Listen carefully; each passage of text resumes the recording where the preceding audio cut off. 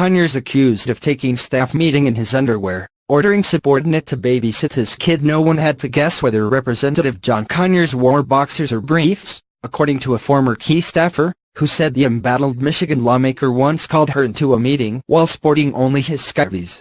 Melanie Sloan, a lawyer who worked with Conyers on the House Judiciary Committee, said she was called up to the long-serving congressman's office to discuss an issue only to find him walking around in his underwear.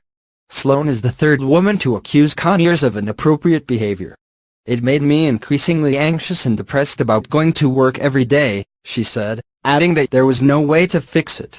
"There was no mechanism I could use, no person I could go to," she said.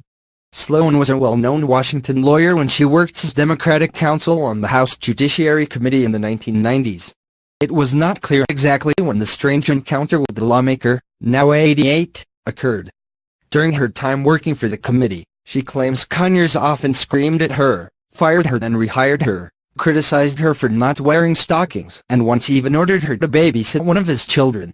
While those revelations came out earlier this week, word of Conyers, who was first elected to Congress in 1964, taking a meeting in his underwear came this week in a Detroit Free Press article. Though Sloan maintains Conyers did not sexually assault her, she told the Detroit Free Press that his constant stream of abuse was difficult to handle and it was certainly damaging to my self-respect and self-esteem.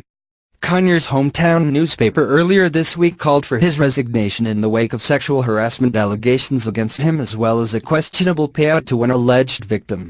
Conyers is accused of using taxpayer dollars to settle a claim in secret, after a former staff reportedly claimed she was fired for rejecting his advances. In a scathing editorial published late Tuesday, the Detroit Free Press demanded the Democrat step down immediately. The paper called Conyers' actions the kind of behavior that can never be tolerated in a public official, much less an elected representative of the people. He should resign his position and allow the investigation into his behavior to unfold without the threat that it would render him, and the people he now represents, effectively voiceless, the board wrote. BuzzFeed reported Monday that Conyers settled a wrongful termination complaint in 2015 with a staffer who claimed she was dismissed because she did not succumb to his sexual advances. Conyers acknowledged in a statement that his office paid his accuser the money, reportedly a $27,000 sum, but vehemently denied the underlying claims. "I expressly and vehemently denied the allegations